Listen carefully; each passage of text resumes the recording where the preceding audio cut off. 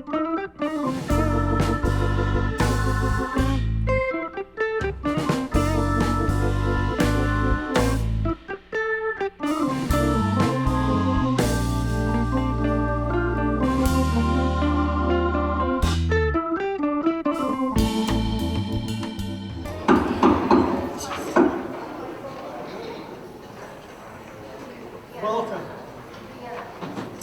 Can everybody hear me? Can anybody not hear me? That better? Today I've got a couple of announcements to make before we begin. If you're a Hyde Park resident and haven't registered to vote, right at the entranceway coming in before you get here, you know the routine. If you did check in, make sure you get the stamp on your hand in case a paper ballot's called for. We're going to utilize that as your approval to be voted. Today I'd like to introduce or have introduced to you our select board, and I'll turn it over to Chastity. Hi, good morning. I am Chastity Fayant, and I am the chair. Oh, you can hear me. Hello? Hello? Pull it closer. Hello? We good? Is he going to turn it? Hello? Yeah. Okay. Okay. I am Chastity Fayant, and I am the chair of the select board. I sit down here. Susan Bartlett, the vice chair of the select board. Savannah Droney. Nicole Chauvin. Matt Moore. And of course, seated right behind me is our treasurer town clerk, Kim Moulton. I'm going to ask for a pledge of allegiance. If you'd all stand, please.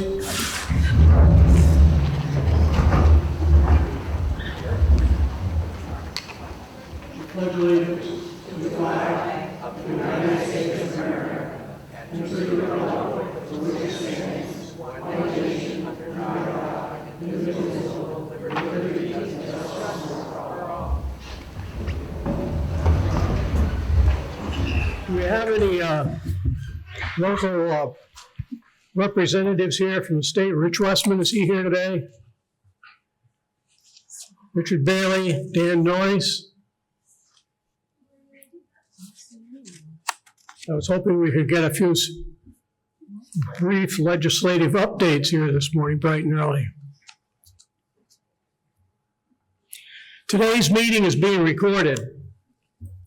So anyone that wishes to speak must come forward to the two microphones we have placed down front. If someone's in need, can't get here and walk well down here and needs to have a phone brought to you, perhaps someone can address that. A justice of the peace, maybe Whiffy would do it, or anyone that's available to do so on your behalf. We're recording this meeting today, so it's imperative that all people speak as clearly as they can in the microphone so that Kim can hear you, so she's taking the minutes as well. One note here that they'd like us to understand, as you all know perhaps, there's no smoking here in the building or on the school grounds, no vaping. And of course, the all more important issue today is, at all times in this new world of ours, silence your cell phones. And if you haven't taken a rest break yet, you know, the restrooms are down the hall. On your left as you go down there. Today, everything is set up here for our use. And we'd like to thank the town of Hyde Park and the school district for taking care of this. Dylan LaFamme and his staff that help set this up every year. And of course, Jack Von Buren for setting up the speaker system.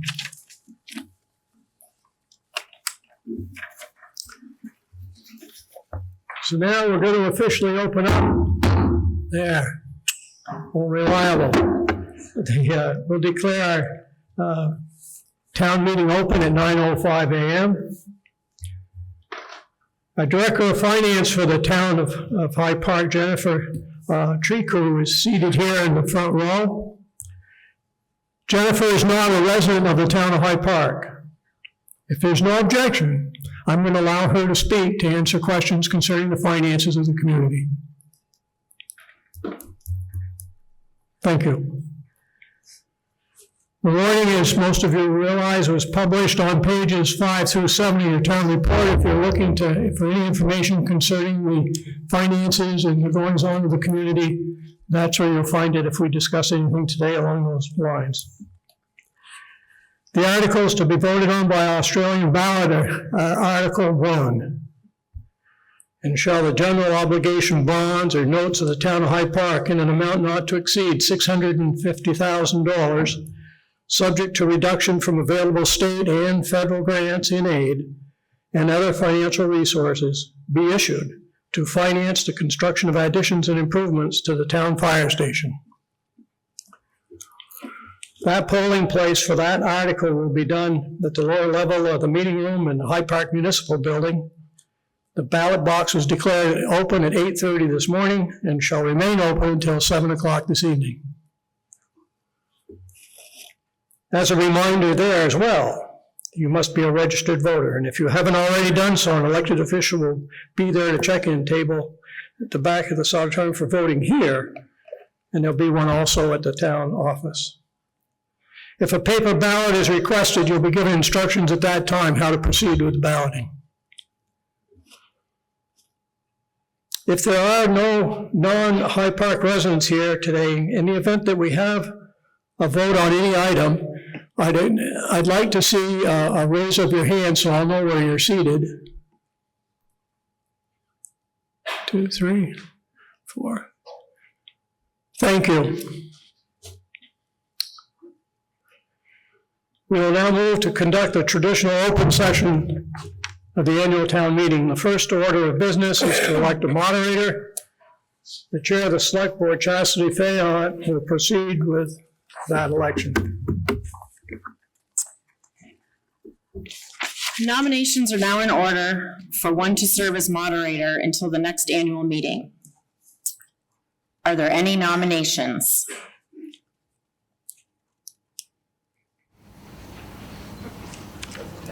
I move the clerk cast one ballot for Paul Neske for moderator.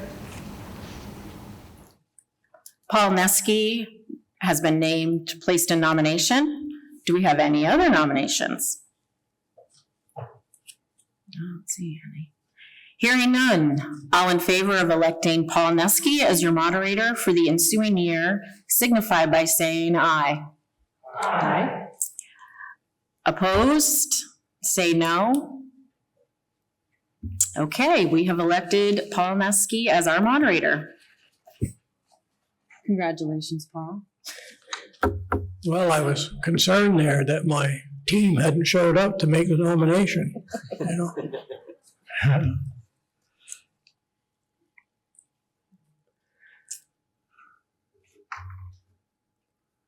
We're a couple of notations here. Our second article of concern for us now is for the election of officers.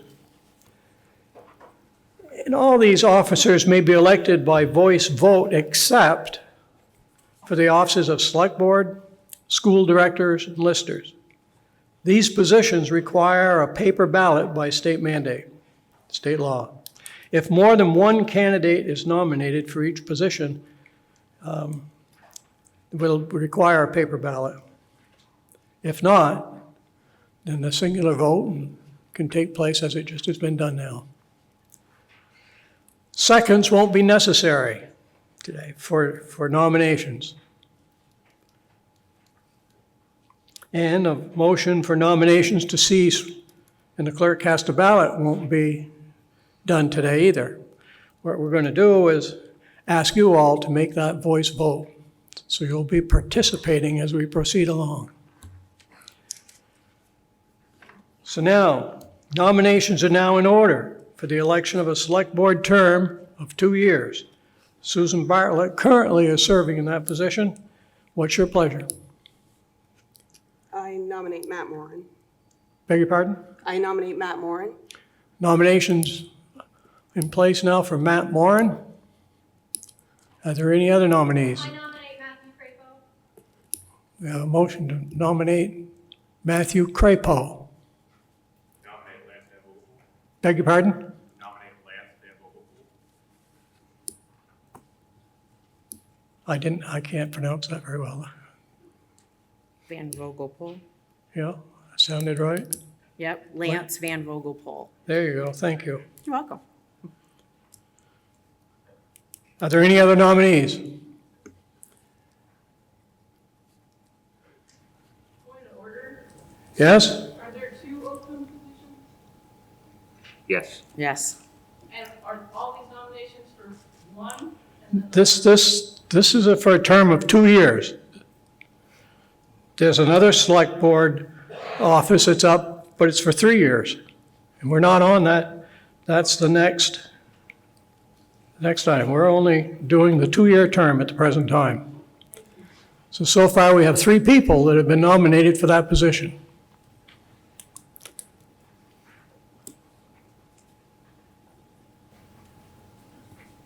Any other nominees?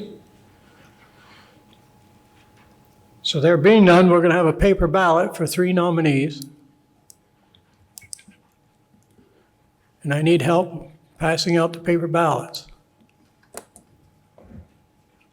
So the only person that can't help is Matt because he's been nominated, but I'll need the 4 of you to help, and Winfrey and Ed. Okay. You can stay here. The 3 of us will struggling to spell Lance's last name. Yeah. But you do get to vote. Can you come up and help me spell Blanche's last name, please? I definitely, the 3 years now, I was scared. So I wasn't running, but I definitely didn't want the 3 years now, just because I said the senior year. Oh. And you didn't want to. She had said that. She's like, I just doesn't. I'm looking forward to the job I'm doing now, but this is done. And I'm going to get my uni in May. And next winter, when it's like this, Susan is not going to be there. Susan's going to be in a warmer climate. Well, I'll have to make sure I pester you wherever you are. And as they come through, they can jump right here, they're gonna have their ballot in the box. It's not locked because I swore that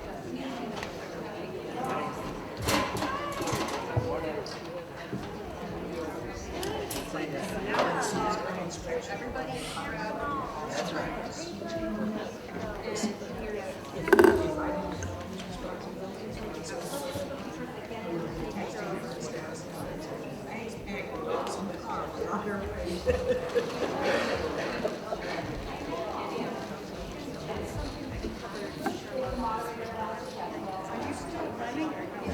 I am not running.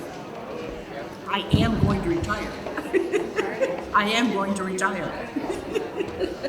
So we just had a person request, because they don't know these 3 people, can we ask these 3 people if they're here to stand up and introduce themselves? Is that something that can be done? Yeah, I can do that. Okay. Hey, Savannah, don't forget. So we've had a request that the people that were nominated for this position take a turn and stand up and introduce themselves. And if they want to say something about their position or who they are.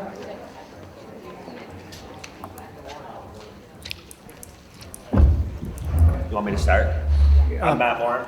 Currently been a select board for 3 years. I'm Matt Moran. Currently been on the select board for the last 3 years. So here I am. Thanks, Savannah. You want to say something else? I'm a man of few words.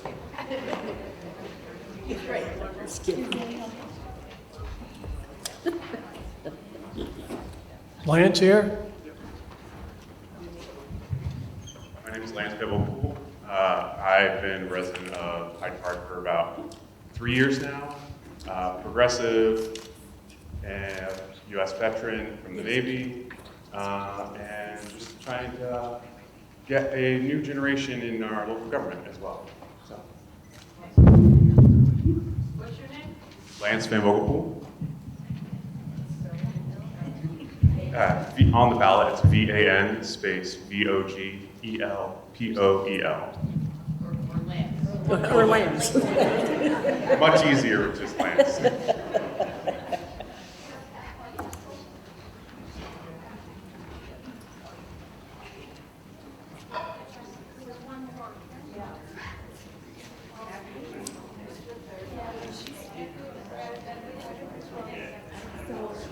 Well, I need to hear from the third candidate, So her husband is at work, he couldn't be here, okay? so can she speak? I'm going to allow her to speak, yes. My husband, Matthew Crapo, was not able to be here today because he is at work. He has lived in Hyde Park for 7 years. He would like to get more involved in town activities, and he has been on a select board before in the town of Georgia. Matthew Crapo. How many openings are there? There's just one opening for the 2-year term. And one for 3 years. It is, but that hasn't come up yet to be placed in, yeah. So this is a 2-year term. We got 3 positions, 3 people vying for that position. And the ballots, and they'll be handed out for you to register your vote.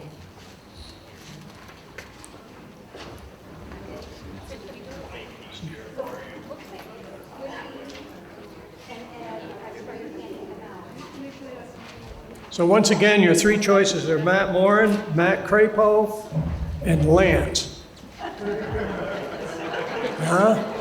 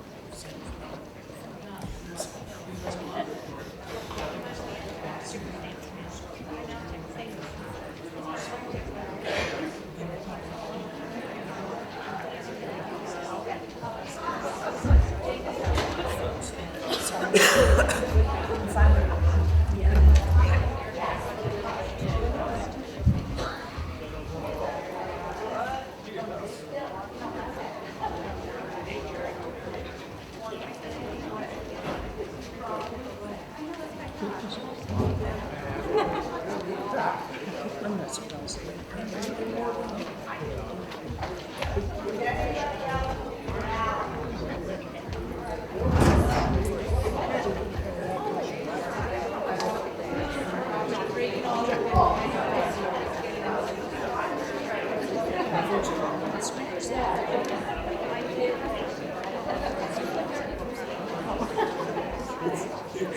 It's good to see them laughing as we see this, actually means so this guy said he's got the weapon, which is great. I love that. And hopefully on the select board or something.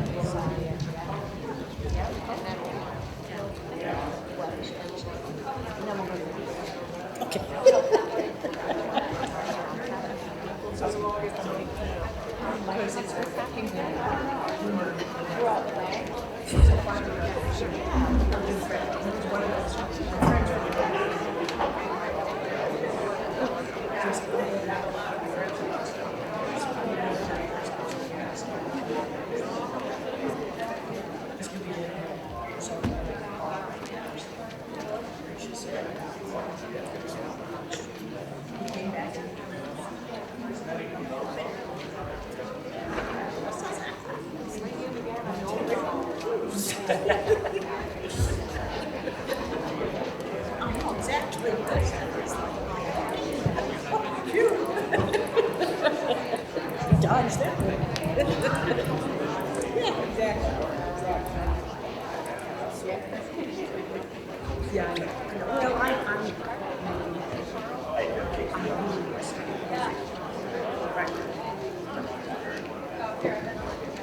Well,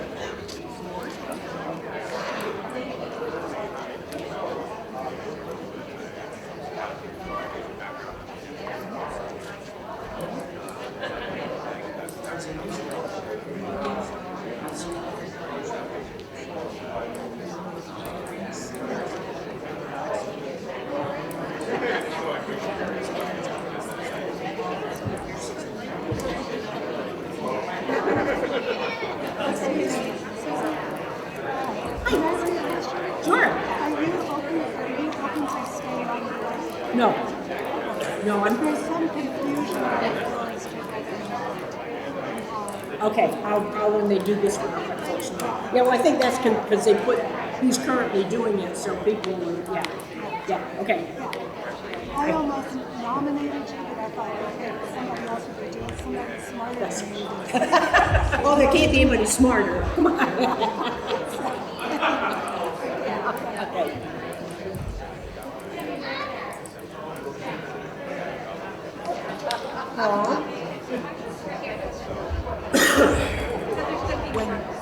When this is over and we go to the next one, just give me a minute because people are confused.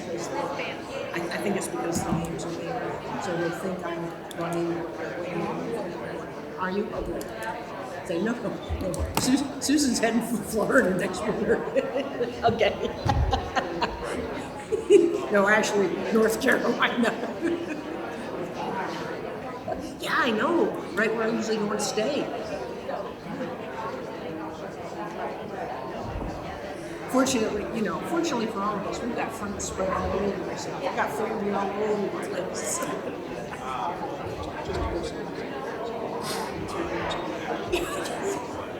Exactly. That's it. I'm going, have a dog, have a car, have a bag, we'll travel. I used to see all the cars there. My grandparents' house, and it was like,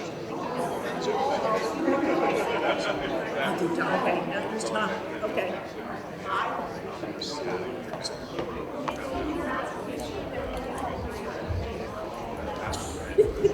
So we're going to close the ballot boxes. Hopefully everybody's voted as who desires to do so. We're going to close it. Thank you.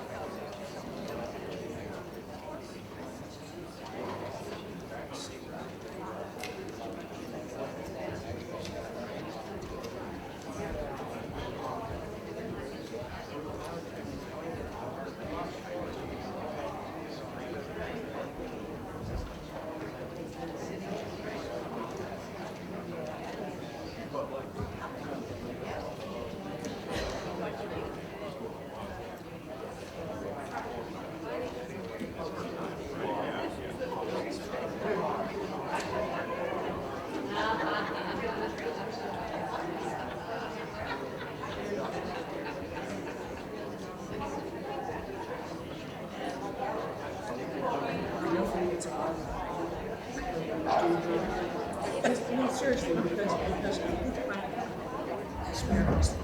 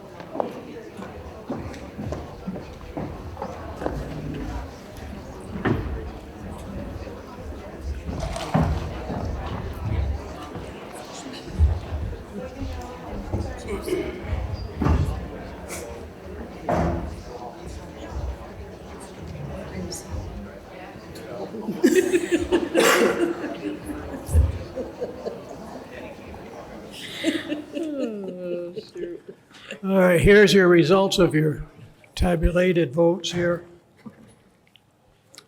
So Matt Moran had, there were 85 votes cast.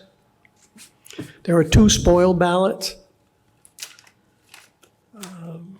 Matt Moran received 44 votes. Lance received 34 votes, and Matt Crapall received 5. So you've elected Matt Moran to succeed himself. No. That's good. Yay, So we now, our next select board term is for 3 years up. And at this time, before we, Matt Moran's currently serving in that position. However, I want to make a point here about our outgoing select board member, Susan Bartlett, who currently is serving as vice chair. This is her last seating up here on this podium. She's retiring from her position here in the community, and we wish.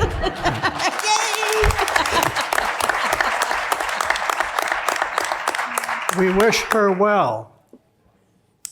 I was intending to make a bit of an announcement a little later about all of our people that serve on committees and boards. But I'm going to do it now because Susan epitomizes what we would all like to see happen in all the small communities throughout Vermont. The dedication that they have is astounding, and she's served us well. And like I like to say, an old adage, and it's not just, it's a New England one, I think. It's all a matter of time and money as to how things proceed in your community. Their time and your money. And Susan's been a great advocate for looking out for your money on her time that she's committed. That there isn't big pay here for the services of which she renders to us, as is evident throughout the people that we're going to be voting on today. Throughout the committees and the services that they provide us. Some are paid. And yet, if you think about it, the services they provide, you wonder if they're getting enough for what they do for us. Yeah, with our money, their time. Thank you.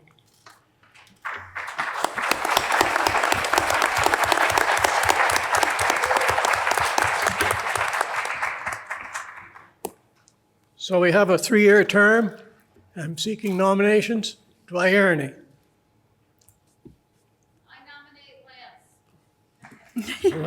Lance, you're on board again. I nominate Matthew Crapo. And Matt Crapo, thank you. Are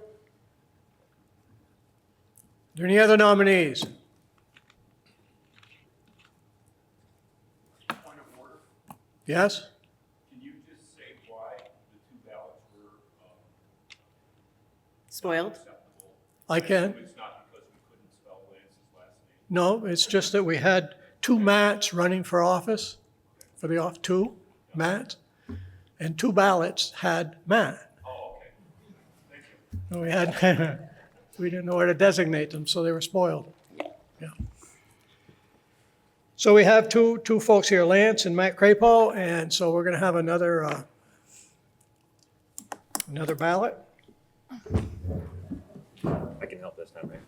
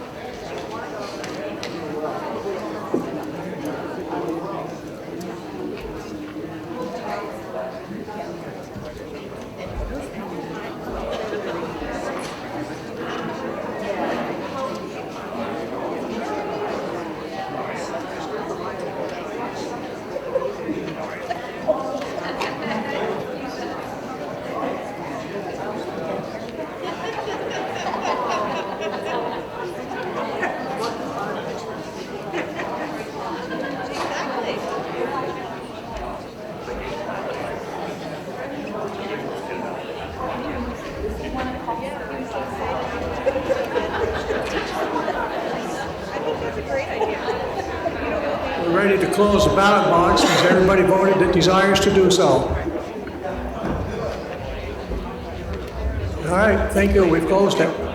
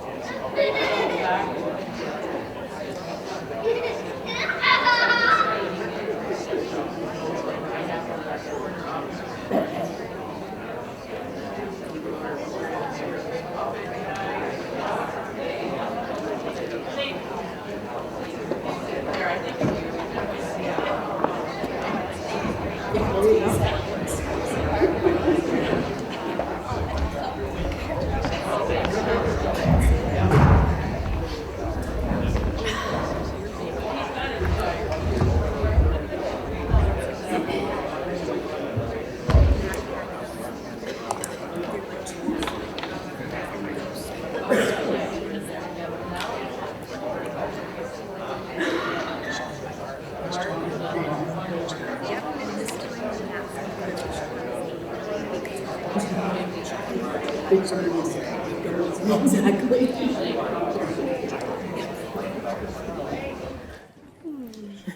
Okay, here are the results of your vote for the 3-year term for a select board position. Currently, there were, at the time of voting, there were 89 registered voters at that time. There were 81 votes cast. 2 were spoiled. Those 2 spoiled had voted for people that had not been nominated. So the other votes cast, there were 79. Matt Kropo had 9 votes, and Lance had 70. So, there, you heard your constituents, Matt and Lance. So now we'll move on. Thank you. We need a town clerk for a term of 3 years. Kim Moulton currently serves, as you know, in that position. Do I hear any nominations? No. Kim Knowlton's name has been placed in nomination. Are there any other nominees?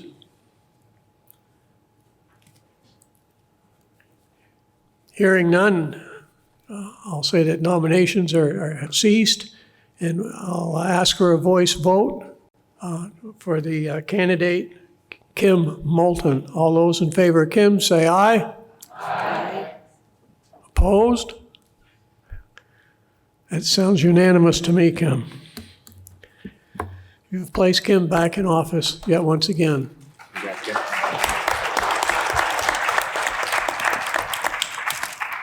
We now have our town treasurer to vote into her term of 3 years has expired. Kim Moulton currently serving. What's your pleasure? Kim Moulton's name has been placed in nomination. Are there any other nominees? Hearing none, I'll say there are none. All those in favor of Kim Moulton seating herself in office, say aye. Aye. Opposed? You've done it again. Thank you, folks. Thank you, Kim.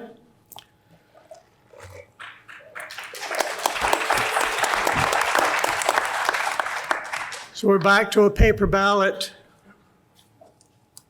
We have a lister up for a 3-year term. Leslie Rollins currently serves that position. Do I hear any nominees? I nominate Leslie Rollins. Leslie's name has been placed in nomination. Any other nominees? Hearing none, we will declare that there's no other nominations, and all those in favor of Leslie succeeding herself in office signify by saying aye. Aye. Those opposed? You voted Leslie back for more time to serve you.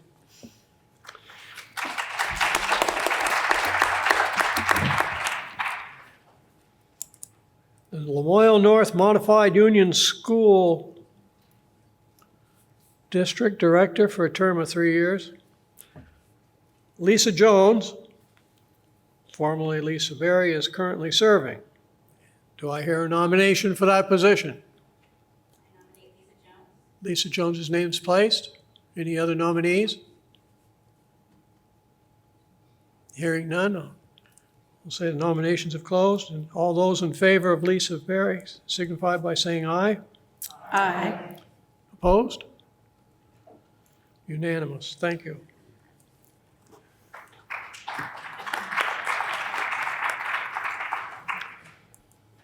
Lamoille North Modified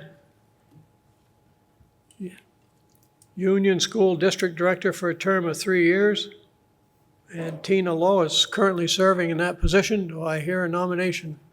I nominate Tina Lowe. Tina Lowe's name has been placed before you. Any other nominees?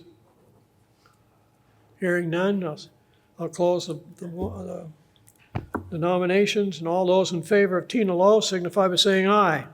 Aye. Opposed? Hearing none, she's going to succeed herself once again at your service.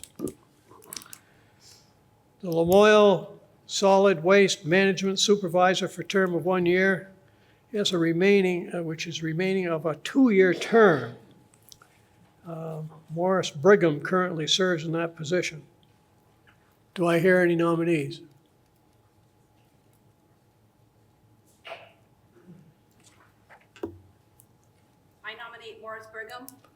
Morris Brigham's name has been placed in nomination. Any other nominees? Hearing none, all those in favor of Morris Brigham to succeed himself in that position signify by saying aye. Aye. Those opposed?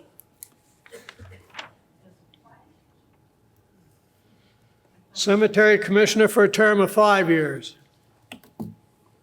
It's currently a vacant position. Are there any nominees to serve on the Cemetery Commission?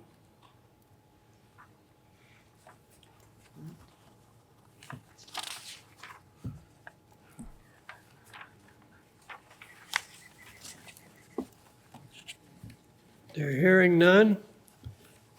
I'm going to move on. We have a term of 4 years that remains on another Cemetery Commission's position. Kim Lambert was appointed on January 2025. So that is now up for its 5-year term now that we have to vote on. Do I hear any nominations? Kim Lambert's name's been placed nomination. Any other nominees? Hearing none, we'll close the nominations, and all those in favor of Kim Lambert signify by saying aye. Aye. Opposed? Thank you. Point of order. What have you got? Aren't we supposed to, after the nominations are in, aren't you supposed to ask, is there any discussion? No? Well, when do we discuss? What do you want to discuss? Well, wasn't she resigning? What, like you just nominated the person? I have no idea. Her name was placed in nomination. If somebody knows that she's resigned her position and desires not to do so, that would be a significant to open it up for new nominations. Go ahead. What's your name? You need to come down here and Yeah. speak in the microphone so we can all hear it. Thank you.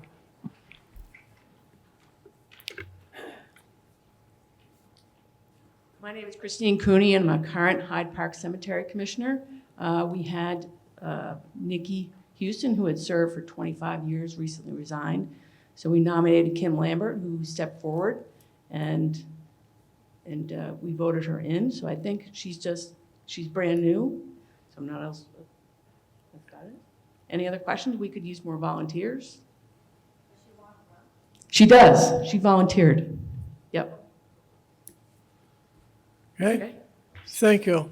But to continue that point of order question, when is the discussion happen? Because it seems like I don't want to miss that part.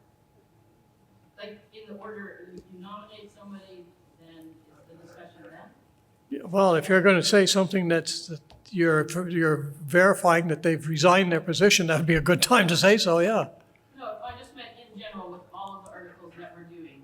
When does discussion come up and what? The issue we're faced with currently for discussion is the election of an officer.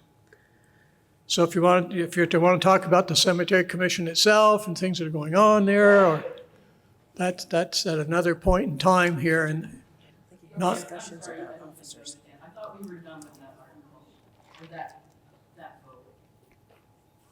We're finished with that, right? We are now. I'm moving on to the library trustees. Okay. We have a 2-year remaining on a 5-year term. Ann Spearing currently is serving. Do I hear a nomination? Yes? Why do we have to vote if she's still part of a 5-year? Because that 5-year term is expiring this year, now. Paul, can I speak? Yep. If someone is nominated because somebody else has resigned, they have to be reelected at the next town meeting. So somebody resigned, Anne was appointed by the library trustees, she's here at town meeting, or somebody, I assume, would nominate her if she was willing to remain in that position as trustee. So just because the trustees nominated her doesn't mean she has the position for 5 years. She just has to come be elected for the remainder of that term, which is what happened, Elisa, with Kim Lambert. So. Thank you.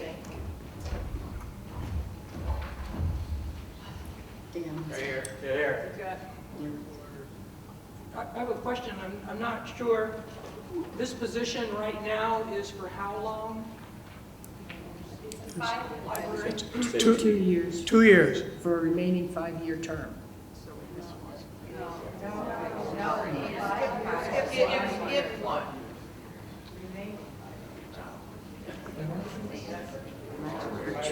There are 2 years remaining on a 5-year term. So this would be for a term of 2 more years that are left on that 5 years. The order, that's not the order in which it is in the agenda. Skip one. There should be a 5-year. They've got it in a different order, that's all. So Dan's fine. Okay. Ours just has them in a different order. Yeah. The town.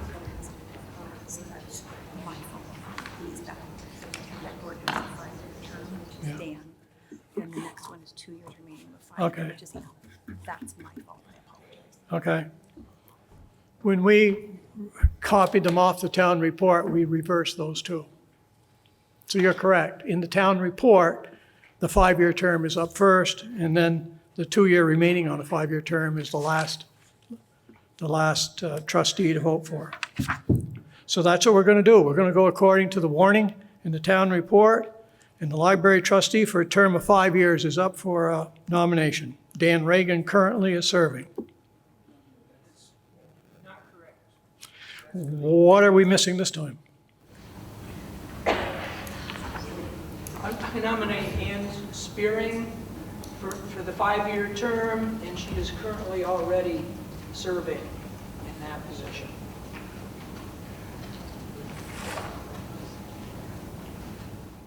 Ann Spearing's name's been placed in nomination. Any other nominees?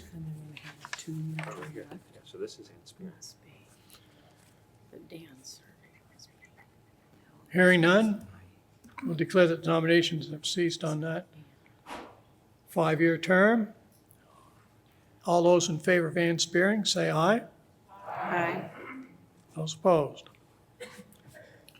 Thank you. We'll go up now to the previous trustee that we were talking about, 2 years remaining of a 5-year term.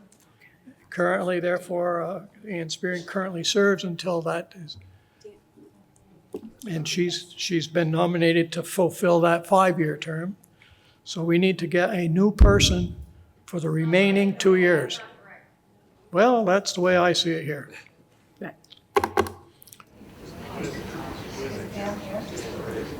Nominate Dan Reagan. Dan Reagan's name has been placed in nomination. Any other nominees? Hearing none, all those in favor, Dan Reagan, library trustee for 2 years remaining of a 5-year term, signify by saying aye. Aye. Those opposed? Thank you, I appreciate your patience in bringing it to order. Okay. Before we move on to the rest of the articles to be voted on here, some reminders I'm going to bring us up to date on. It's important for these remaining ones that we adhere to the Roberts Rules of Order for this meeting, except where Vermont law would take precedence. Just as a reminder as we get into the rest of the articles. An article must be moved and seconded at this point by the assembly here. I'll restate the motion before it's under consideration, and debate on the article can then begin. After I've restated the motion, the person who made the motion has the right to speak first. So we don't want to get excited. We want to let the person who made the motion get up and speak of the motion that he put on the floor. If we amend the motion, articles may have one amendment at a time. that are associated with that particular article that's on the floor. And amendments to the article likewise may only have one amendment. Just make it clear as we proceed at a time. The other item that we want to speak about is time here. So after you've spoken on a particular article, I don't want to have to recognize you yet a second time if there's more people that wish to discuss or get to the microphone. Once everyone's had their voice heard, then I'll allow that first party and the second or third to speak after that. But I want everybody to have an opportunity to speak and not someone to capture the microphone and take up all our time with other people waiting to speak. Robert's rules allows that a given speaker can speak twice on a motion. That's the way we'd like to do it today. And it limits the duration under Robert's rules to 10 minutes. Unless the assembly makes other provisions.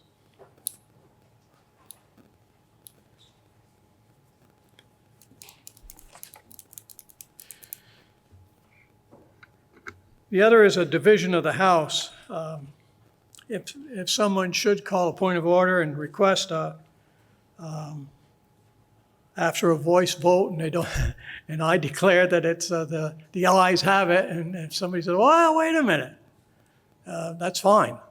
And at that point, we can have a division of the House. We can have it do it by hand count, stand-up count. And if somebody wants a paper ballot, we can do that too if there's enough people that desire to do that. So I'm not gonna want to do it for one or two people. But if there's a good handful or two, then we will have a paper ballot if so requested. All motions and remarks that include even the previous question must be addressed to me. We try and keep them here so that we can keep some order. I want people to come to the microphone. Some of these issues that are before us now are important to us. And oftentimes more important to the person doing the speaking, so I want them to be heard. If you can't come down here for one reason or another, then we can bring a microphone to you.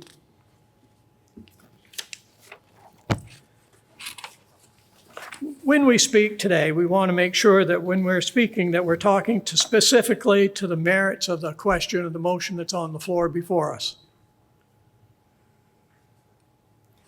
And the other thing today, these days, we want to make sure that we're not involving ourselves in any personal attacks on any member of the body that's here or even not here, or their motives. We're going to speak directly about the article in question that we've put on the floor. Vermont law, in this case, is going to take precedence here about anything that we do, and it prohibits consideration of articles that have not been warned. So when we get to the other business, as you know, most of you know, you can't amend warned articles such that they would deal with business that hasn't been warned. So that's been attempted from time to time. So I just position you accordingly that way. A reconsideration of an article that's been passed is allowed under state law until the point is reached where we've begun work on the next article. Once we put it on the floor for discussion, motions made on a certain article, then that's done. The previous article's put to bed at that point. But from time to time, motions are made, we voted on them, and before we get to the next vote, somebody stands up and would like to reconsider. What I'm going to respect is the person that made the motion. The original motion, that's the one that I want to hear from that wants to take that motion back. Not somebody that voted no for it to reconsider it. That isn't the way it works. So my role here is to help you accomplish the business you intend to do. So if you ask a question, you don't understand what's happening, or if you think what is happening is wrong for some reason, if you want to do something but you don't know how to proceed, we've already witnessed it here today. Feel free to make sure that I'm ruling properly or improperly from your point of view, and you have the right to challenge my rulings. Once again, only registered voters in the town may vote. Non-residents and unregistered voters, however, will be allowed to speak at your pleasure. We've already agreed earlier today to let Jennifer speak, Jennifer Trico, our financial director for the town.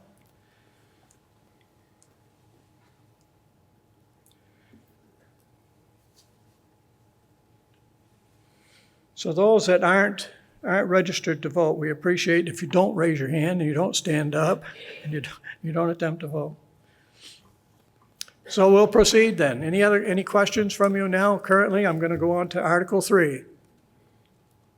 Yes? Could I ask you to ask, once again, any non-registered voters to indicate who they are, please? Yeah, we can do that again. Non-registered voters, raise your hand. Thank you. So we'll move on to Article 3.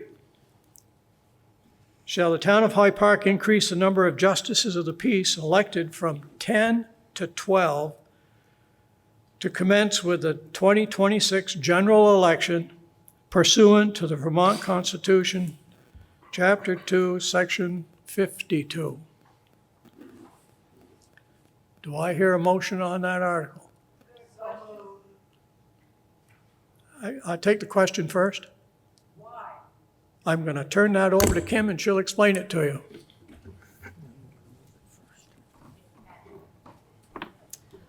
When a town's population reaches 3,000, the voters can vote to increase the number of justices of the peace from 10 to 12.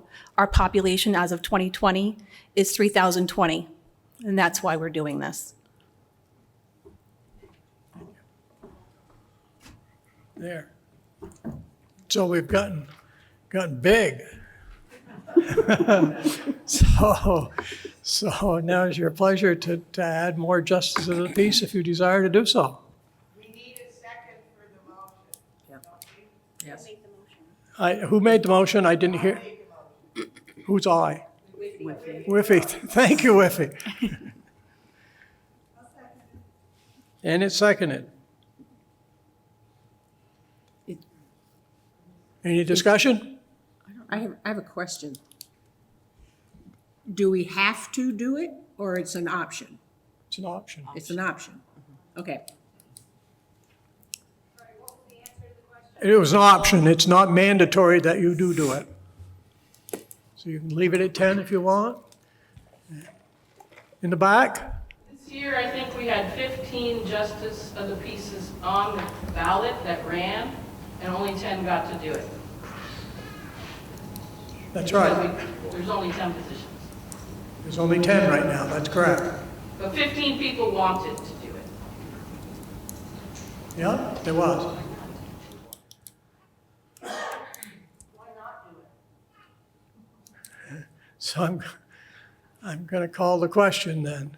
The motion. No, We got another question? Yep. Why not do it? Oh, over there. I'm sorry, ma'am.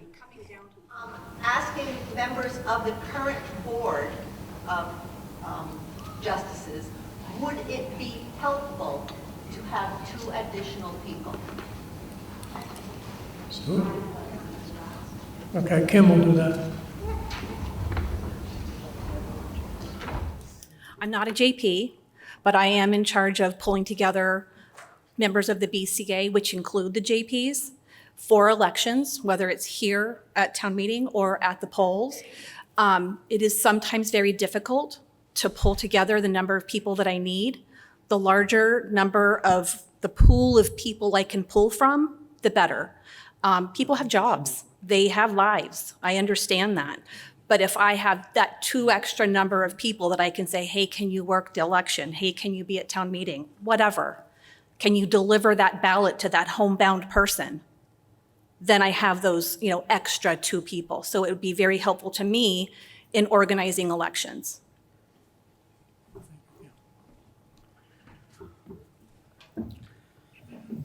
Any further discussion? Motion's been made to increase the number to 12. All those in favor of doing so signify by saying aye. Aye.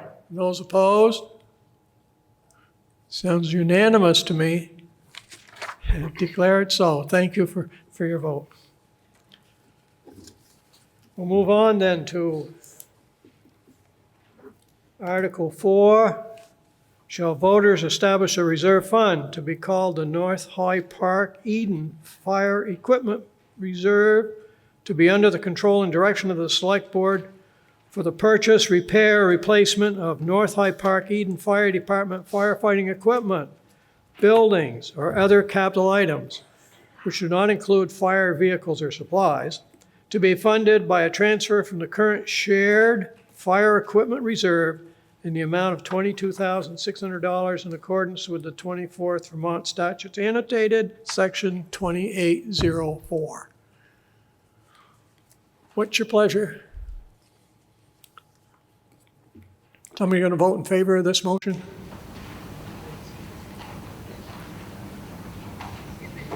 I make the motion that we do this.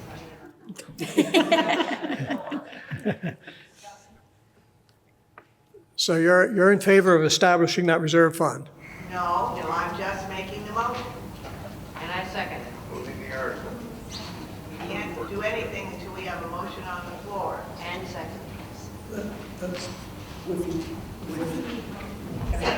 Who seconded? Thank you. Any discussion? I have a question. Yes? Could someone explain to us why we need to do this? Jennifer? Good morning. Currently, we have one shared reserve for fire equipment for the town of Hyde Park, as well as the North Hyde Park Eden Fire Department. Either one of those departments can come and take or request to purchase equipment. And it would be nice to have them split so that we can divide the money that's currently being reserved for equipment for each of the fire departments. That way it's a little more fair. Fire equipment is very expensive, so I'm sorry. Fire equipment's expensive, and so if it's not budgeted for and they just, they realize that they need equipment that they might not have known they needed. Sorry.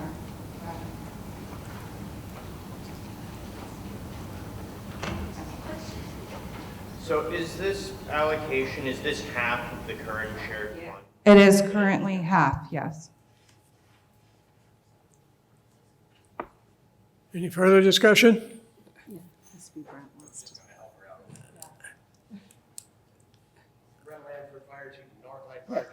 You gotta get closer. Can you hear me now? So I'm the fire chief of North Hyde Park Eden. What we've been finding over the years is it seems like it's like the Amazing Race. We have the one account for myself and Ryan Nolan, the town chief. So it's kind of like, who gets there first? Who gets to withdraw that money? So having it in the two separate accounts says, okay, when I need something and I go to the Hyde Park Select Board, they have my portion. Ryan has his portion. So it's not like I try to beat Ryan to the punch and get all that money before he has a chance to spend his side, or he does the same back. It just keeps it separate. Does that help? Yeah. Does the North Hyde Park Eden Fire Department cover 50% of the town? Like how is that decided?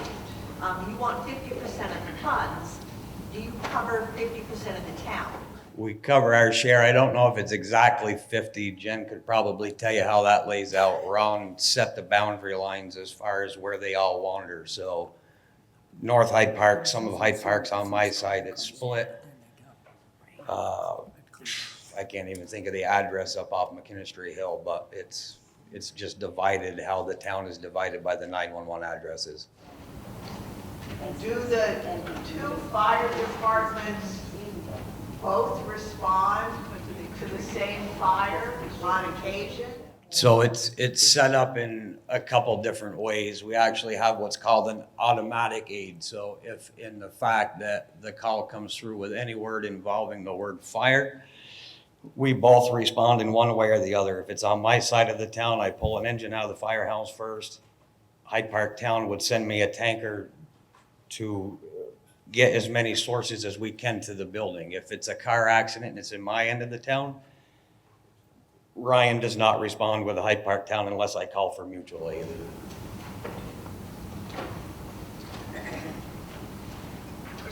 Is there ever a scenario where the fund would be depleted, leaving Hyde Park or this side of Hyde Park without funds, or would you be able to? Right now, the way that it is, it could be. If I were to ask the select board for, must be there's $45,200 if you take that $22,600, and I said, hey, I need $44,000. They approve it, and I have my share come from Eden for their $44,000. We could deplete that fund if the select board said, yes, Brent, you can have it all. Meanwhile, Ryan could be looking at only having $600 when he had something that he forgot about. This would make it so that I'm only allowed to take my portion and Ryan would take his portion for what they set up. Hopefully this never happens, but in case of a major emergency, though, would you be left high and dry if you depleted all of your funds? Would we be able to share funds back? I guess I just want to. So then I would have to go to the select board and say, well, let's just say I got $100,000. I got to do it right now. They've only got $22,600. I'd ask Eden for their share. They would have to have a special vote to make up the rest of the $100,000 because I'm supported by both towns. They would have to vote to find the money somewhere else, yes. And are both fire departments in support of this motion? To tell you the truth, Whiffy, I just read it for the first time and I think it's a great idea myself. I didn't even know it was in there because I haven't read the town report. But we've discussed this for years, that every time that we want to go to the town and ask for some of that money, it's kind of like, does Ryan have something planned, Chassis? Well, he hasn't come to me with anything. So, okay, so it's like first come, first serve. On the other hand, what I think it would do is if Ryan did have money left over in his budget that he did not spend, I think he would be able to roll that money over into that budget to look at a further long-term piece of equipment. So if at the end of the fiscal year, Ryan's got $1,000 that he did not spend, he can put that money into his account. I can't take it. So he can build that account by actually saving money on a budgeted item. And I may be totally bullshit wrong about that, don't get me wrong. I think it would allow him to do that. How much does Eden contribute to this, and how does that play into this? So Eden's 50% on the whole budget. When we sit down every year, the town of Hyde Park, the town of Eden sits at the firehouse and they agree to a budget that I propose to them. So if Hyde Park is putting money into an account, let's just say I want $50,000 tomorrow for what, I don't know. I actually go to the town of Hyde Park and say, look, I'll tell you a perfect example. Paving's gonna come up in the firehouse real quick. It's about $100,000 bill to pave that parking lot. So at some point I have to go to both towns and say, do you have $50,000 to pave my parking lot? Because if Hyde Park says they don't have $50,000, but Eden does, the parking lot doesn't get paved. So if I ask them for this $22,600, Eden has to spend $22,600 also. So if Eden doesn't have a reserve fund set up like what Hyde Park is, they either have to pull it from this account, that account, however they so wish to do it, but it's an equal match on both towns. Does that answer your question? I just wonder how much they're contributing, obviously. They contribute nothing into this town's, nothing into this $22,600, but if I spend the money, they have to also spend the money that the town of Hyde Park is. So that's towards the North Hyde Park. North Hyde Park, Eden, yes. None of that's, because originally whatever Eden would have put in would have gone into this whole pot that you guys are. they put it into their own system in Eden. However, they save money up there, or when I approach them with a question on an expensive bill, they decide where they take it. I'm pretty sure they have the same reserve fund set up for us up there for the last 10 years. They pull from first before asking the taxpayers for more. But they do not put money into your budget. Right. Which I think is what you're asking. Yes. If we split the money evenly, one fire department then gets, say, $22,500, if that's the amount. The other department, your department, will get $22,500 from us, plus $22,500 from Eden. Is that correct? No, because the town of Hyde Park, and correct me if I'm wrong, no, because the town of Hyde Park has been putting the money into this account for 7 years now? Is that when we started? I think it's been 7 years the town of Hyde Park put this together to help us when we needed it. Eden does not contribute to the Hyde Park budget. Right, but they match whatever you take out. Exactly. So if you take out half, you get actually twice as much as the other fire department will. I do, because if I ask for the 22,000, or even if I ask for 5,000, Eden has to spend their share of the 5,000. So if it's a $22,000 bill, they may only have to spend 10,000 because Eden has to match 10,000. Because it's a 50% share. So it's based on what you actually spend. It's based on what you actually spend. Right, or what we ask for, depending on what the emergency is. Right. They're just asking to split what they've already contributed to the one fund for both of us to have our share of it and not compete against each other. Any other questions? Ryan, do you have anything to speak on the Hyde Park portion of it?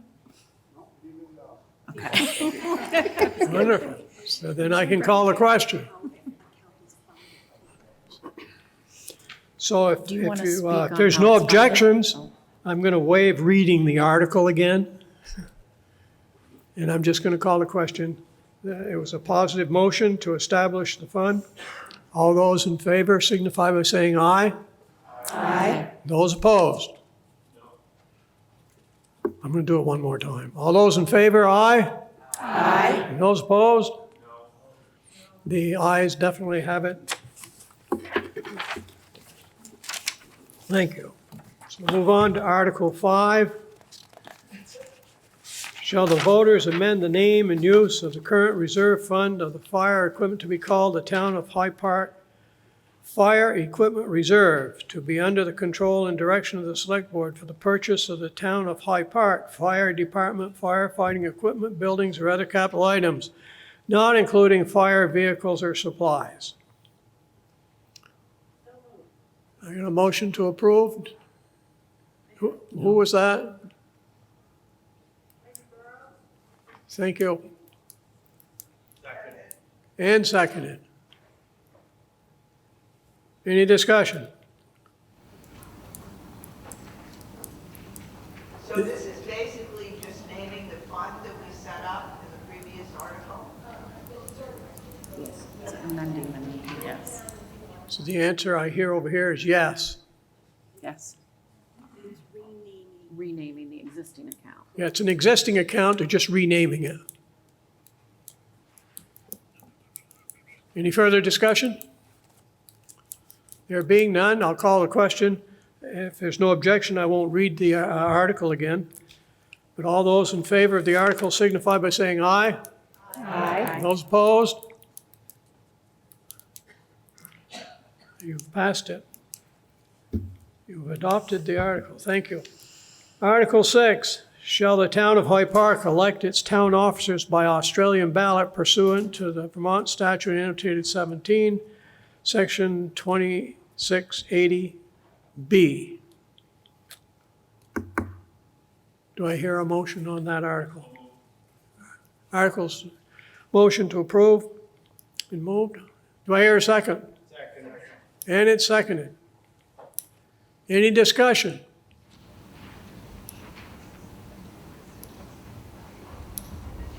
the back?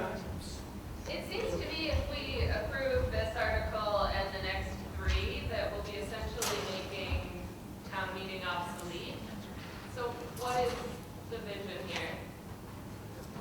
So the question is what the vision is for having an Australian ballot for that, and what appears to be further down the line of articles that would be the position that people are taking. Anybody want to address that?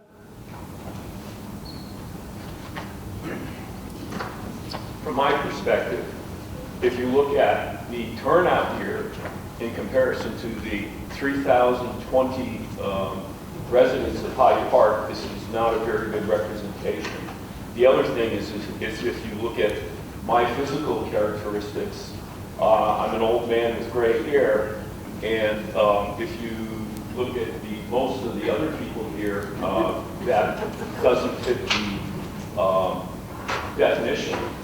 And so what this will do, it will give people who are younger, who have to work and can't come in for the town meeting, a chance to vote on town matters. That's my personal opinion. Thank you. Any other discussion? This is actually, I think, a question for Kim, possibly. Do you know what the turnout was to Australian ballot last year at last town meeting? Sure. So I think we had like 89 people here last year, and I think we, in person here, and we had well, see, last year's not a good representation. Last year was a presidential primary on top of town meeting, so we only had 89 people here. We did have a larger turnout, but on a non-election year where it's just town meeting, we might have 65 to 100 people here, and we probably have around 300 to 350 people at the polls. Okay, thank you.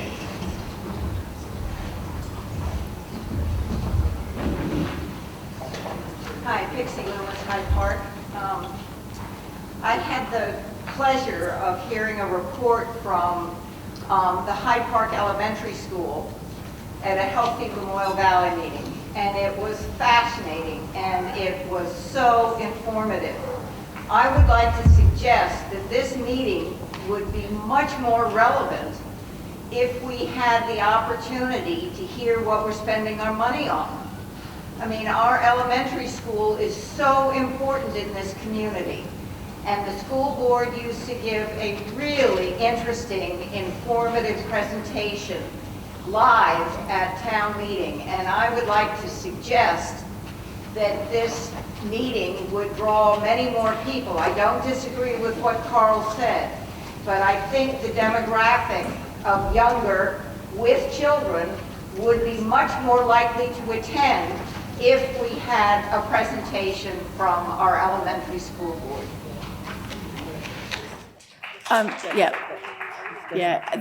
The current, Tina, correct me if I'm mistaken on this, but the current school board does an informational meeting on their budget. And do you get a turnout? Yeah, it's not great, but but people are also able to attend virtually, and some people choose to do that. Okay. But it is really informative, and people should definitely do it. Yeah. So since the merger, that's the route that the school board has had to take. So they do their own informational meeting on their budget, and their own annual meeting. The budget is important, but I want to know what we're doing with our children. I mean, I think that in the past, it was really exciting to see, you know, what scores mean, what we're doing around a math curriculum, what we're doing around outdoor adventure play, and so forth and so on. I mean, these are our children. This is our future. I'd love to know more, and it's about more than just the budget. Well, you do all of that at your annual meeting, right? Yep, and also, actually, at every monthly meeting, all the principals of each elementary school and high school and middle school all give reports, and a lot of those reports contain really valuable information about what our kids are doing, and a little bit on how the money is spent, but anyone is welcome to come to any of those monthly meetings. But we always invite people to come out, and there's a lot you can learn from all of those meetings. Is that information online? Yes, I think so. Does it make it published? Yes. I think on the high school website. Yeah, it's on the website, Yeah. it's posted, because I've looked at it before, yeah. Yeah. They're all posted on there. But to further Kimsey's point, that's one more meeting to attend, rather than being able to come to town meeting and get all this information at once. It's 2 separate meetings. Yeah, it's 2 separate budgets, it's 2 separate committees, it's not, that's out of our control. Since the school districts merged, that's what happened, unfortunately, yeah. I would just like to point out that years ago when I was young, and we had a much smaller population in Hyde Park, we had at least 200 people who came to town meeting every year. Yeah, but that's when it was combined with the school budget, right? It was both things. I would just like to address, I agree 100% that town meeting attendance in Hyde Park is deplorable. And I am a person who came from Craftsbury, and if you go to Craftsbury this afternoon at 2 o'clock, you're going to find that place filled. But they also have a big school. The school is the heart of the town. Nobody wants to shut down their schools, which is a big discussion this year in Montpelier. And I'm not talking about the budget. I agree 100% that I don't know what's going on at the schools. I'm 75. But when I come to town meeting, what a wonderful little 30-minute presentation would do to me feeling like, isn't this great how education is changing? So it's more of a, if you want to keep town meeting alive, we've got to start doing things to get the public to come in, to want to be here. And I understand jobs, but the school is very important. And we used to have the cross-country trail guide come. We just don't have anything to discuss except yes, no, yes, no. I really want to say I'm in favor of having people work to get attendance at town meeting back, because we're not going to be here 20 years from now, but who will be? So I'm going to offer a suggestion here, because the motion is for the town officers by Australian ballot. And my suggestion is that it's a wonderful endeavor that you want to propose here, and it's being done, has been done, and it's successful. We can't vote on it with any measure of approval, but we can, at the end of the meeting, take it as an advisement situation, a resolution that that's what the town does. And then put it in print, it's part of your minutes, it exists, and the town will know how you feel about the issue at hand of having those pre-meetings instead be a part of the town meeting. Yes? So the tie-in of the two is that people feel that if we go to Australian ballot, the town meeting will disappear. Well, exactly. And I do agree that this is way too small a group to be representing the town on voting for things that we have. But has it ever been considered to move the town meeting to the evening so that actually people who work could attend, and then that would change the numbers that were here? You can do that in resolution, so. Or Saturday. Or Saturday, yeah. Speaking as a person with young kids, a Saturday is much easier than an evening.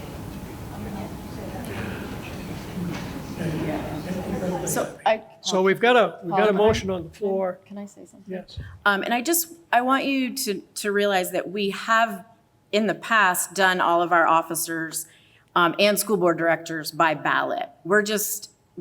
In the situation that we found that we hadn't officially done this vote to do so. So this year we had to do it by the floor, but this is to put them back to ballot, which is what we've always been doing. So I just want to clarify that.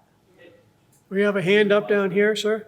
Yeah, so here's my concern, right? So we've got this guy right here just got voted in. None of us would have known who he was unless he got up in front of us and spoke. So if we have it by ballot on the same day as the meeting, then how is someone like this ever going to get voted in? That's my big concern. In the past, because that's how it was done, well, when I ran. And yeah, you collect signatures and you put yourself out there. Usually the newspaper interviews you and you kind of, do a little blurb. Or you can go to a select board meeting and promote yourself as well, or a school board meeting if you're a school board director. So you have to put yourself out there a little more in that aspect. Yeah. So again, Oh. yes. In that case, could the blurb about the people running go in the town report? Yes. No, would it go in the town report? I don't know if the timing. Just as newsletter? Oh, the newsletter. The question is, will the town of Hyde Park elect its town officers by Australian ballot? No, this lady. You were talking out loud, so I thought you were talking to me. If we went back to Australian ballot, could blurbs about people that were running go in the town report so we could read them there as well? Would the timing be? Well, you could do the newsletter. But we do have a monthly newsletter now that it could go in that. I'd have to ask the Secretary of State if, That's and the town allowed? attorney, if that's legal Oh. and or appropriate. Okay. Did you hear her answer? Okay. Oh, Yeah. I'd actually have to reach out to the Secretary of State's office and our town attorney to see if doing that would be appropriate. So just from as a voter and from what I've seen in the past, I have seen people who have put things out on Facebook and Front Porch Forum and other places that they're running for office. I know not everybody is internet savvy. Not everybody's on Facebook. Not everybody has internet and signs up for Front Porch Forum. But Chastity's right. People who are running, the newspaper always asks me, who's running for these offices? So I tell them, and they reach out to these people to, do a little interview, acknowledge this kind of stuff. And sometimes they put that, that information more than just who's running, but a little bit of blurb about them. So that's just, my knowledge base of what has happened in the past. And if this were to go back to being by Australian ballot, Chastity's right. You're collecting petitions. You're talking to the people who are signing your petitions. Hey, I want to do this. This is why I'm running. Putting that information out there.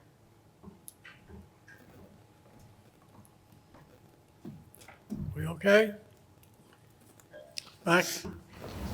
If no one ran like this time, how would you find the candidates if you don't have a meeting? well, that's when you go searching and you look for people and try to get them to come to a meeting and then you can appoint them. But When do you have to find? When do you? well, for our board, the listers, school board, But then they'd When do you have to find? But then they'd have to be on the ballot the next year. Correct. For the remainder of that term. what happened with the library trustees this time, when or the cemetery as well. So we had to appoint Kim. She was appointed to the cemetery, but then she had to be officially elected here today. And it would be by ballot if it was by Australian ballot.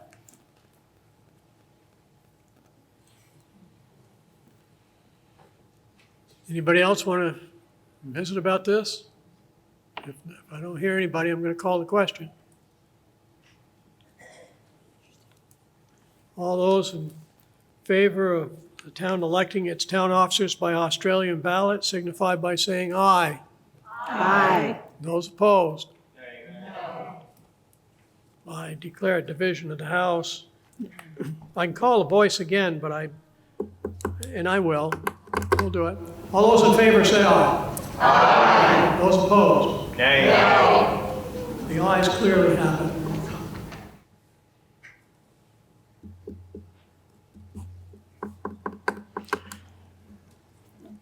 I'll move on to Article 7. Shall the town of Hyde Park elect its school board directors by Australian ballot pursuant to 17 Vermont statute annotated section 2680B?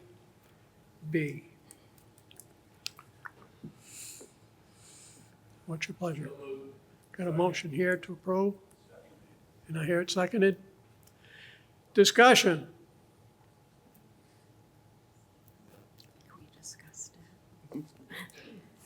Hearing none, all those in favor of the town electing its school board directors by Australian ballot signify by saying aye. Aye. Those opposed? Aye. Once again, all those in favor, aye. Aye. Those opposed? Aye. The ayes have it.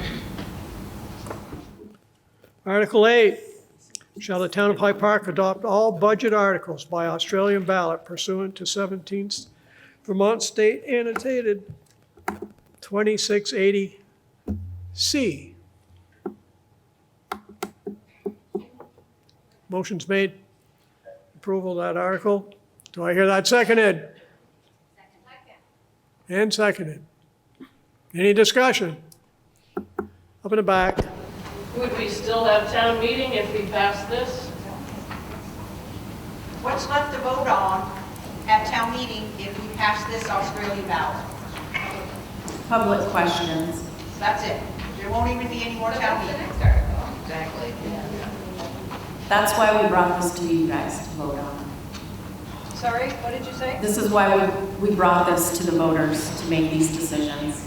Because we wanted to hear what you had to say. If we vote no on 8 and 9, then at least we have a chance to come together and resurrect or rejuvenate or whatever it is people are feeling they want to do about town meeting. Right. That is correct. Joe? Yeah. Yes, it's Mike Wickenden, Hyde Park. I can't hear a name. Mike Wickenden, Hyde Park. This raises the same issue, though, about a small group making a decision for the budget that we've discussed before. That this is a small group, and the budget would be best decided on by more people. Yes, yes. Here on the left. Yep. In this article, I'm sorry, Carol Fano, Hyde Park. If this article were to pass, would it prevent amendments from being made to the budget? Yes. Thank you.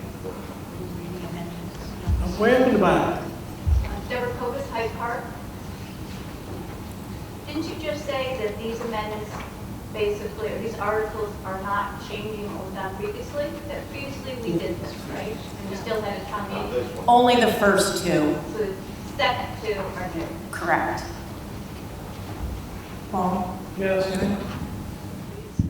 This is, and has come up the frustration of the small number of folks that attend town meeting now, and towns all over the state are dealing with it, and they go to evenings and they try Saturdays, and it just seems to be hard.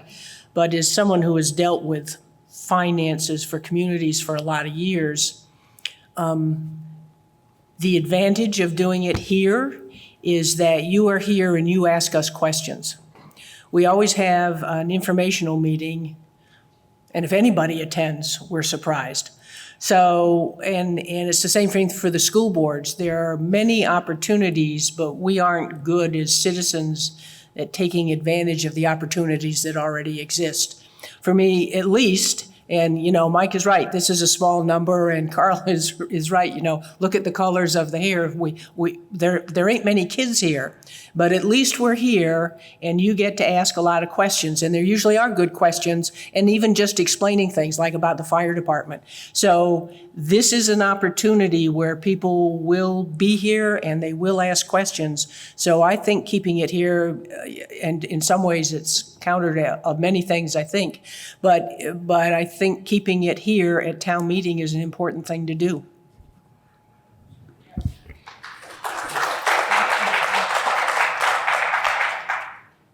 Hi, Valerie Balfour, Hyde Park. Just sharing some information. Through my work, was able to attend the Pie for Breakfast for Morristown, and they have gone Australian ballot, and it was fundraising for the school. It was at the school, and there was really good conversation, as you probably remember from reading in the News and Citizen, about the library and about the after-school program and the summer school program. Lots of really great discussion happened there, and I think they were able to change the vote for the decision of the town, so that discussion still happened. So again, it's just options, I think, in today's society, the fact that we have people working and you want to be able to engage as many people as you can in a variety of ways, that it's good to look at options. Thanks. Thank you. I have a hand over here. My name's Jarette Bouillon. And what I'm seeing here today is that we're in a double bind, that we as being a small group of people making a decision for 3,200 people, and we're making a decision at a time when we have the greatest level of uncertainty economically, and also what our needs are as and what our needs are going to be with all of the uncertainty that is taking place on a national level. So here in Vermont, we have the extraordinary tradition of the town meeting institution that has supported a place where people can come together and can discuss and can make decisions. And it's fiscal decisions, but I think the decisions are actually far beyond fiscal, because it's what we need on a very human level that we're actually really talking about here.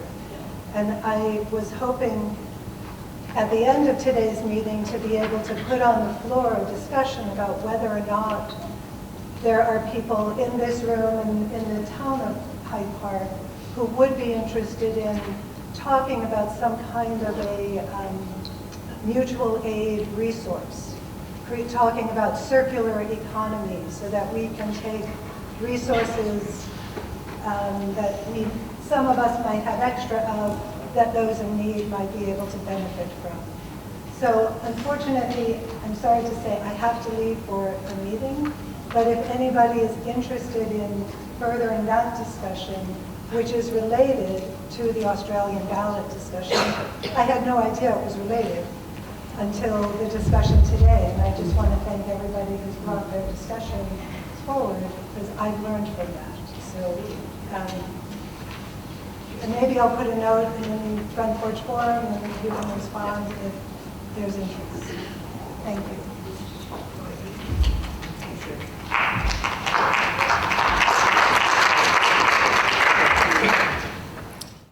Any further discussion? Yes, down front. Appreciated your request early on to have people use the microphone.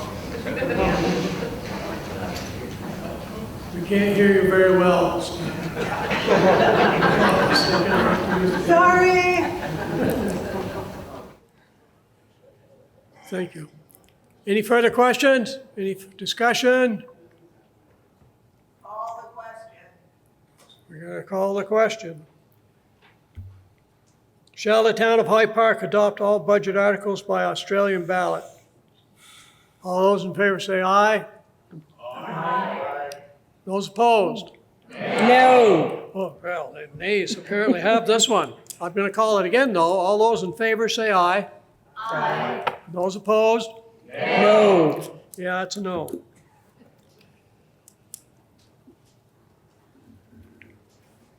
Article 9, shall the town of Hyde Park vote on all public questions by Australian ballot pursuant to the 17th Vermont statute annotated section 2608D?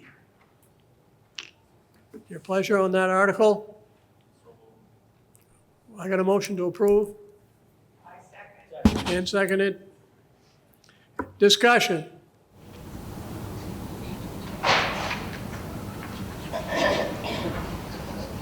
Could you define public questions? Yeah. What's a public question?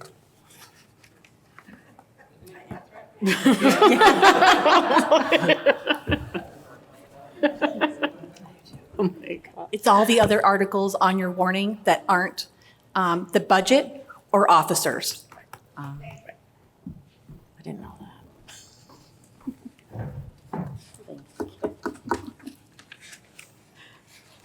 No discussion on that? I'm going to call the question. All those in favor of the Town of Hyde Park voting on all public questions by Australian ballot signify by saying aye.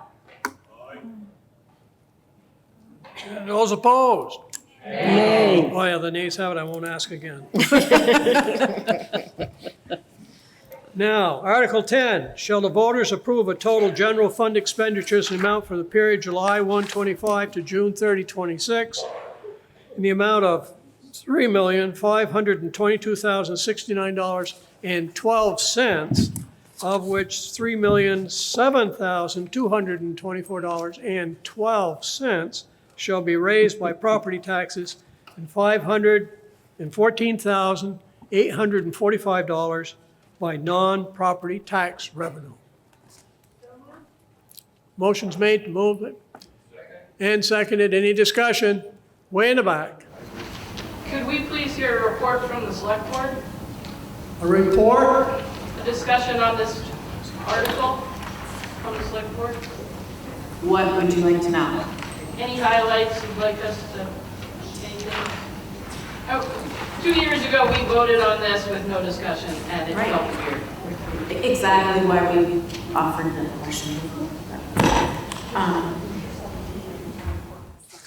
Okay, so on page 17 of your town report are the main highlights. Is there anything specific you would like to? What's the big change? What's the big cost driver? 17, yes.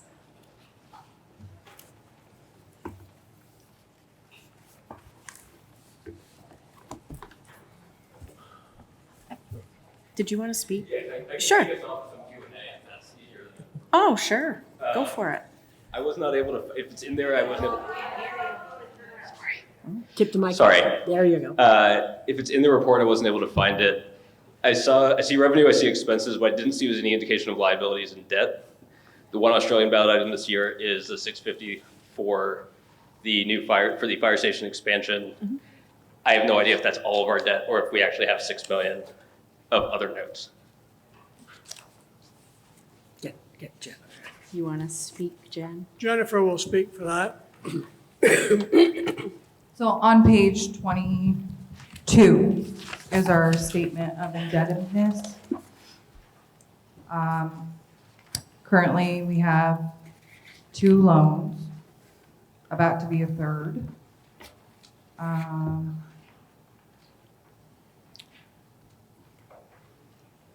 We have an equipment note for an excavator and trailer out of our capital reserve for the highway equipment, and a North Hyde Park Eden fire truck equipment loan, of which we still owe $88,000 on. And I'm sorry.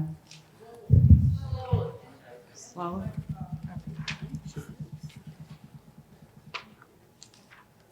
We're about to take out a Vermont bond bank loan for purchase of a new fire truck for the Hyde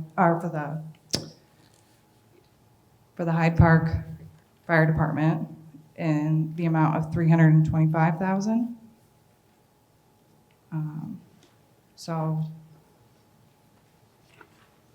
just $500,000 in debt right now. Page 22. At the top of page 22.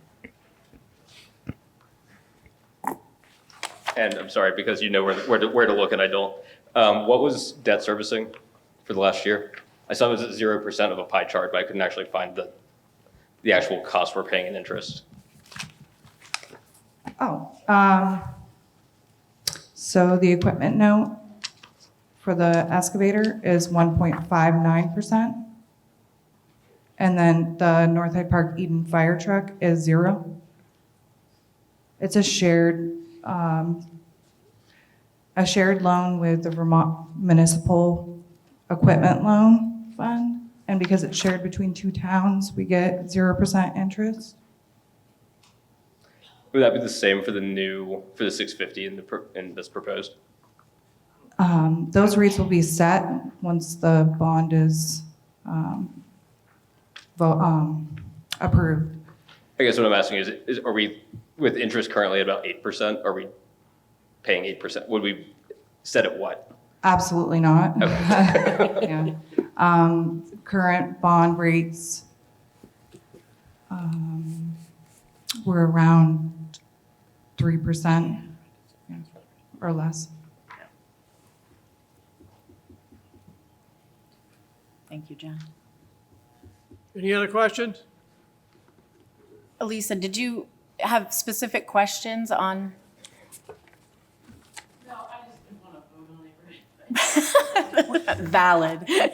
What are our major cost drivers? Well, yeah, that's what we're talking about. Because it's pretty evident, it's wages, it's insurance, it's, it's all those big things we don't have a lot of control over, unfortunately. So the highway department got a lot of FEMA money previously. There was like 700, I don't know. Huge amount of money. $500,000, I don't know. So that's gone away. Where did that go and where does that put us with the highway department? So the FEMA's outside of the budget, Okay. right? I want to make sure I explain that correctly. Right? Because the FEMA money is from. 24, $572,000 in grants. That's not happening, but, so just can we talk about that money? Like, where did it go? What did we do with it? Sure. Our budget coming up is 40,000, quite a big difference. So when disaster hits, we haven't been well prepared for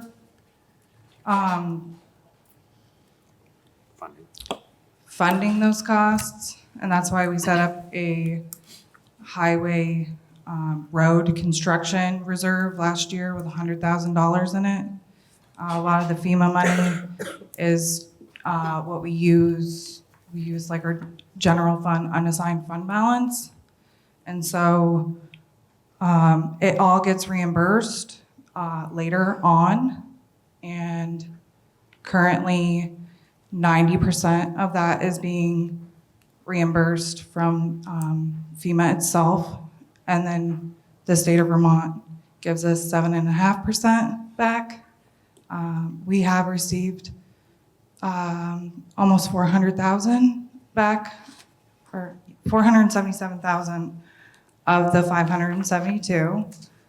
We are currently waiting for the rest of the reimbursement, and it will just replenish the general fund unassigned fund balance. And if there's anything left that we can do things with, I will be bringing it to the select board to recommend where we should put the leftover. So, yeah. Paul, can I? I can't help myself. It's okay, go for it. And I have to, Jen is wonderful with our money. FEMA is this, yes, it's from the federal government. It's really complex. What happens when there's emergency is Jen was saying, and fortunately, as a town, we're in pretty good financial shape. When you get hit with an emergency, you suddenly are spending hundreds of thousands of dollars replacing roads, doing all sorts of things. And you have to keep very careful track of that. And you eventually file all that with FEMA. In the short term with FEMA now can be up to 2 or 3 years. You as a community have financed all those additional costs. Hyde Park has been very fortunate in that we have monies put aside that we have been able to do that in the past without needing to borrow from banks at a high interest rate. So when that FEMA money comes in the pieces that it comes in, really what it's doing is reinvesting, putting the money back in the funds that we have been able to fund ourselves. So it looks like a big chunk of money coming in, but it actually has paid for all those bills in the past. So once it comes in, and again, sometimes the way it comes in, we do a good job that there is, as Jen is implying, there can be a little leftover money. And when that does happen, Jen will bring it to the board and say, where would you like to put this? And most frequently, I think in the past, what we do is we take that opportunity to put it into reserves fund. So the fire equipment fund, replacement equipment for the town highway department stuff. Does that help?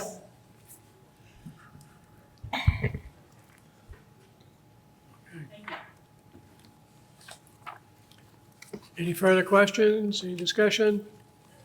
One more, this is just a clarification. I'm on page 12 now, under wages and benefits. The last line there of wages and salaries, I assume, is just all staff rolled up that aren't elected positions. Can I just get a list of how many people are we looking at in that number? Oh, we forgot. You know right off? That's 9. Okay. 9. Okay. But it also includes them, and that's not the 9. So Wouldn't they be 9 under plus 5. They're not under select board? They're select board. So 9 plus 5. Sorry, I'm talking about just so you've got select board, town clerk, town treasurer, tax collector, contracted, and then wages and salaries as a separate amount, it looks like, from each of those wages, right? Yes, I'm sorry. And so 5? No. Or how many are left then at that point in the, combined in that wages and salaries? Does that question make sense? 9 Yes. So it's Jen just. is town administrator. Justin. Yeah, Justin. Just a second. Jen. Stephen. TA. Yeah, Steve. Right. 1, 2, 3, 4, 5. 5? 5. 5. Okay. Sorry, I had to Thank make you. names. Awesome. Thank you all. No further discussion. I'm going to call the question on Article 10. All those in favor of the total general fund expenditures meant for the period July 1, 25 to 30 June 26 of $3,522,069.12, of which $3,007,224.12 shall be raised by property taxes and $514,845 by non-property tax revenue. All those in favor signify by saying aye. Aye. Those opposed? No.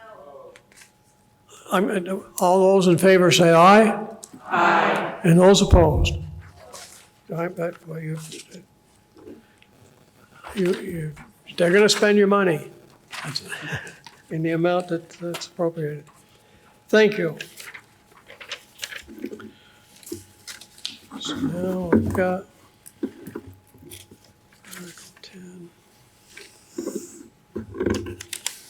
Article 11. Shall the voters approve the payment of property taxes to the town treasurer in 4 equal installments via the 32nd Vermont statute annotated 4792 as listed below, with delinquent taxes and assessments if charged against them, and at 8% commission after the 4th installment via the 32nd Vermont statute annotated 1674, and interest charges of 1% per month or fraction thereof for the first 3 months, and therefore 1.5% per month of fraction thereof from the due date of such tax. Such interest shall be imposed on a fraction of a month as if it were an entire month, as per the 32nd Vermont statute annotated at Chapter 5136. Payments are due in the hands of the treasurer by 4 p.m. on the below dates. Only official United States Postal Service cancellation marks will be accepted if postmarked on or before the due date via the 32nd Vermont State Annotated Section 4773. The first installment to be paid on or before Friday the 29th of August in the year 25. The second installment on or before Friday, November 17, 2025. Third installment on or before Tuesday, the 17th February in the year 26, and the fourth installment to be paid on or before Thursday, the 15th May in the year 26.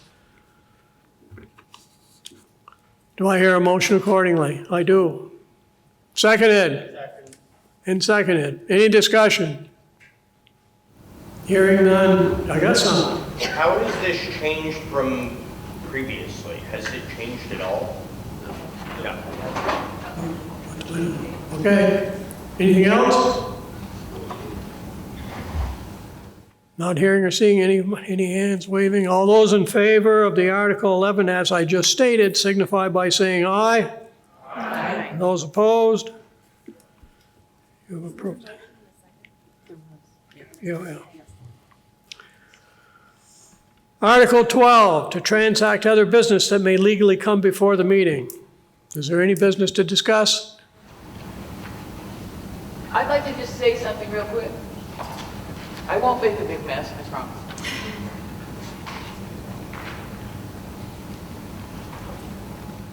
Hi, Beth Carrier. So I'm here. First of all, I want to thank you, all the select board. There is so much work that goes into what we are looking at today. Second of all, I'm here representing the Hyde Park Community Circle. It says in the town report that we are appointed, and that is the official verbiage, but we are volunteers. We'd love you to help us if you, what? Okay, we'd love you to help us if you would like. We do 4 events a year. Our whole idea is to promote community. To attend our events is free. Our first event is Think Spring Puppets and Plants, which is on the 15th, and it's from 10 to 12. It's in the Hyde Park gym. We have puppets, we have plants to plant. It's a great family event. Our group meets once a month, typically the first Monday of the month, and come join us and support community in Hyde Park. Thanks.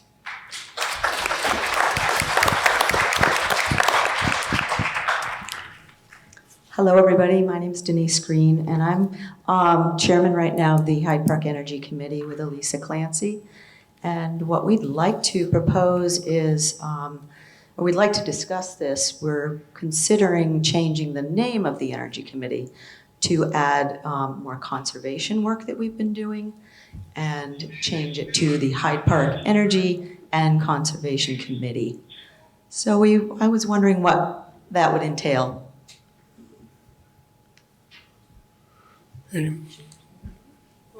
Anybody answer that? So you're on the agenda for the next meeting, right? We are. Okay. Well, let's talk about it. Because, yeah, if you need to change, what your mission is, we can definitely discuss that for sure. Great. Yeah. Okay. Yeah. All right. Thank you. Yes, thank you. Hello, I'm Virginia Jenkins, and I'd like to propose that we change the venue of town meeting. I don't think this is an appropriate space. We're all so spread out. You don't know who else is here. It's hard to have a conversation. It's hard to have a potluck or a pie breakfast or a lunch or anything that would bring more people in. And perhaps the elementary school gym would be better, or the VFW, or some other smaller location where we can be more of a community. Thank you.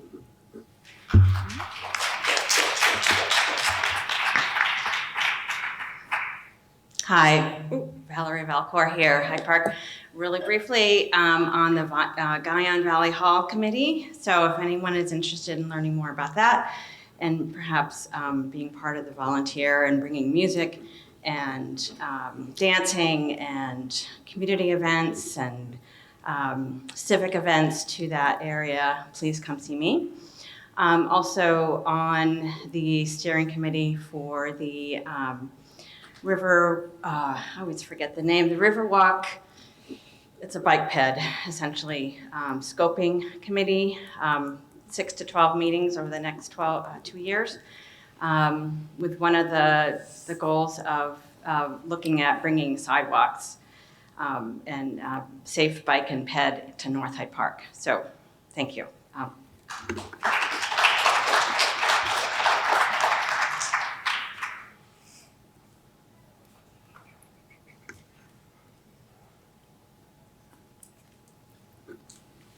I'm Whiffy Brooks, and I'm a member of the Lamoille Home Health and Hospice Board of Trustees.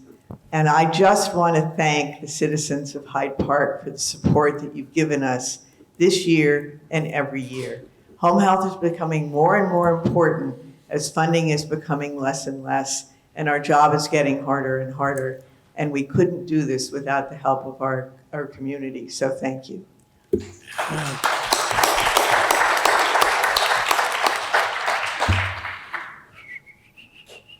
Anything else come before us today?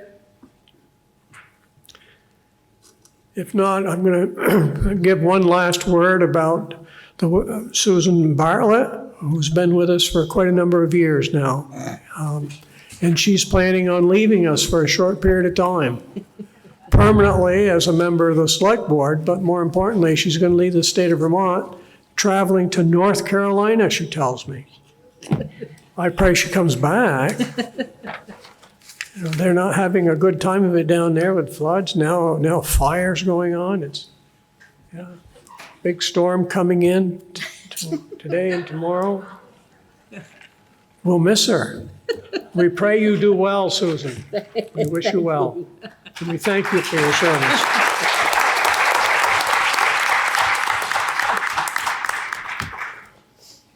There being no other business before us, I'd accept a motion to adjourn. Motion made and seconded. All those in favor of adjournment say aye. Aye. Thank you for your appearance.